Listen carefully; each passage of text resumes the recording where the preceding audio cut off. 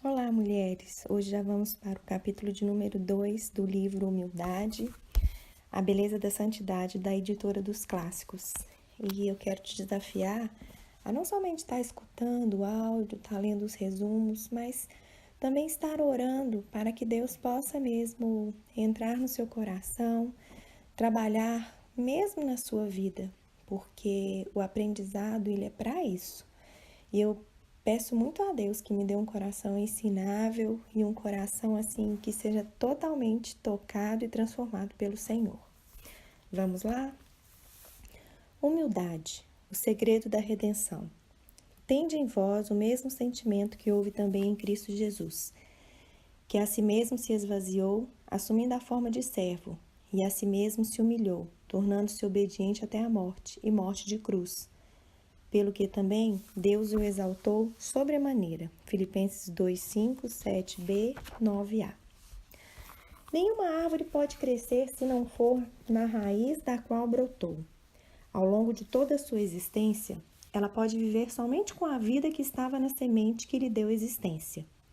A plena compreensão dessa verdade, em sua aplicação ao primeiro e ao último Adão, nos ajudará grandemente a entender tanto a necessidade como a natureza da redenção que há em Jesus. A necessidade. Quando a velha serpente, que foi expulsa dos céus por seu orgulho, cuja natureza completa, como o diabo, era orgulhosa, falou suas palavras de tentação aos ouvidos de Eva. Essas palavras levavam consigo o próprio veneno do inferno. E quando ela ouviu e entregou seu desejo e sua vontade à possibilidade de ser como Deus, conhecendo o bem e o mal, o veneno entrou em sua alma, sangue e vida, destruindo para sempre aquela abençoada humildade e dependência de Deus que teria sido nossa felicidade perpétua. Em vez disso, sua vida e a vida da raça que brotou dela se tornaram corrompidas desde a raiz com o mais terrível de todos os pecados e maldições, o veneno do orgulho do próprio Satanás.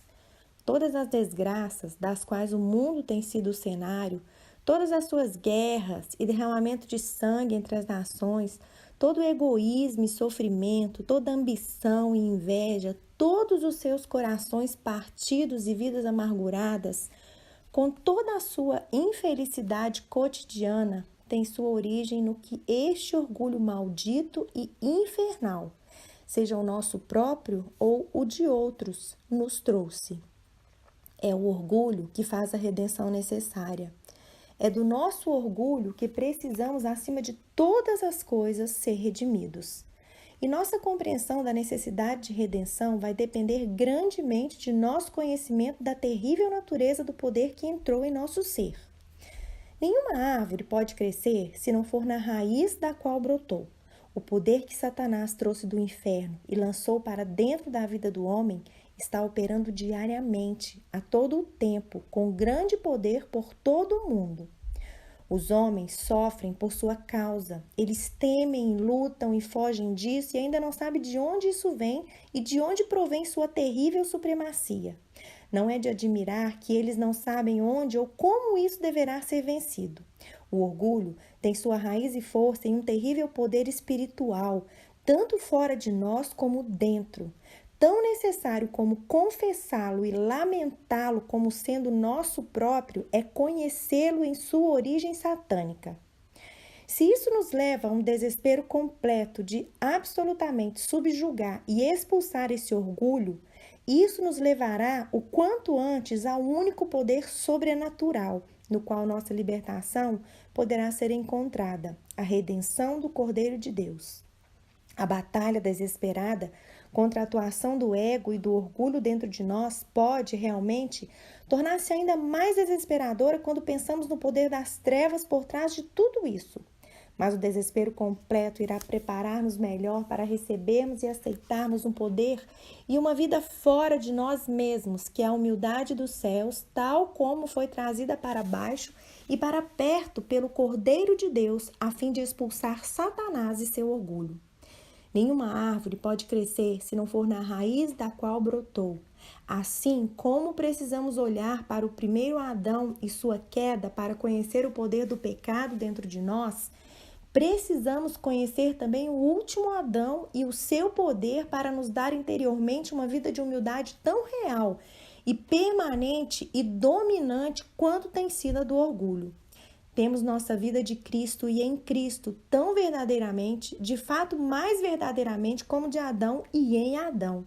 Temos de andar arraigados nele, retendo a cabeça, da qual todo o corpo cresce, o crescimento que procede de Deus. Colossenses 2, 7, 19. A vida de Deus, a qual na encarnação entrou na natureza humana, é a raiz na qual devemos estar firmados e crescer.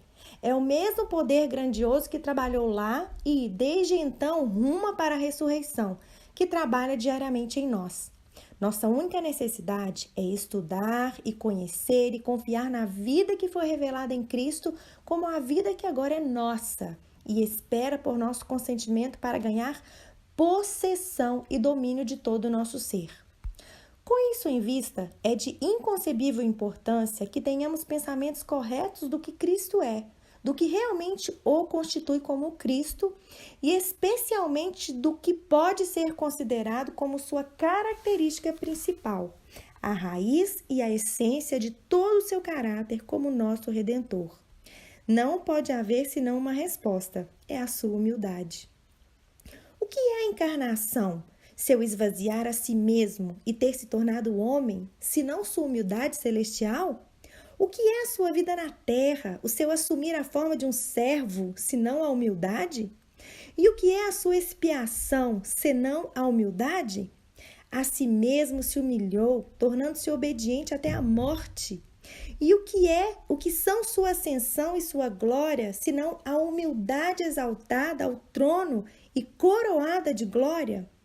A si mesmo se humilhou, pelo que também Deus o exaltou sobremaneira. Nos céus, onde ele estava com o Pai, em seu nascimento, em sua vida, em sua morte, em seu assentar-se no trono, tudo isso não é outra coisa a não ser humildade. Cristo é a humildade de Deus, incorporada na natureza humana, o amor eterno humilhando-se a si mesmo, revestindo-se com as vestes da mansidão e da bondade para vencer e servir e nos salvar.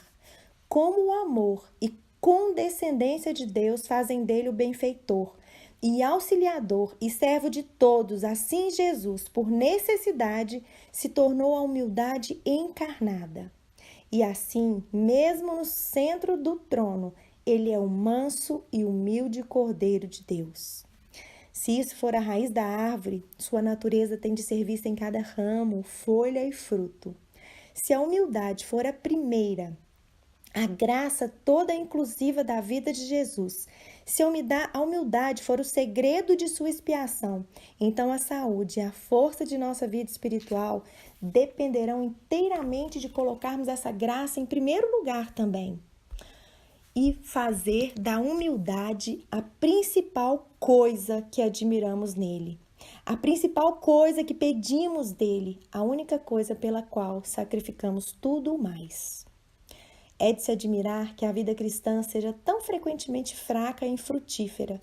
Se a própria raiz do Cristo vida é negligenciada, é desconhecida, é de se admirar que a alegria da salvação seja tão pouco experimentada, se aquela atitude em Cristo a encontrou e a trouxe é tão pouco procurada, até que uma humildade que descansará em nada menos do que o fim e a morte do ego, que renuncia a toda a honra dos homens, como Jesus fez para buscar a honra que vem somente de Deus, que se considera e faz de si mesmo absolutamente nada, para que Deus possa ser tudo, para que somente o Senhor seja exaltado, até que tal humildade seja o que buscamos em Cristo, acima de nossa maior alegria, e seja bem-vinda a qualquer preço. Há muito pouca esperança de que haja uma religião que vencerá o mundo. Eu não poderia pleitear com demasiada seriedade com meu leitor, se porventura sua atenção ainda não se tenha voltado de maneira especial à falta de humildade que há dentro e em torno dele, para parar e questionar-se, ele vê muito do espírito do manso e humilde Cordeiro de Deus naqueles que são chamados pelo seu nome. que ele considere com toda a carência de amor, toda a indiferença às necessidades, aos sentimentos, à fraqueza de outros, todo julgamento e expressão severa e precipitada que tantas vezes se justificam sob o argumento de se ser franco e honesto. Todas as manifestações de temperamento, sensibilidade, irritação e todos os sentimentos de amargura e desavença têm sua raiz em nada senão no orgulho, que sempre busca a si mesmo.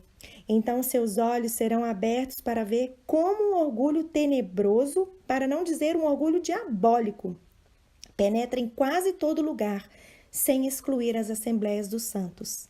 Que ele comece a questionar qual seria o efeito dentro dele e naqueles à sua volta, se os crentes estivessem de fato sendo permanentemente guiados pela humildade de Jesus no relacionamento tanto com os santos como com o mundo.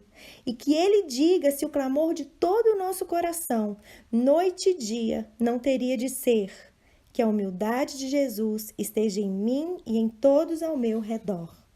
Que ele enfoque seu coração honestamente em sua própria carência daquela humildade que foi revelada na semelhança da vida de Cristo e em todo o caráter de sua redenção. E ela começará a sentir como se nunca tivesse realmente conhecido o que são Cristo e sua salvação. Crente, estude a humildade de Jesus. Esse é o segredo, a raiz oculta da sua redenção. Aprofunde-se nela cada dia.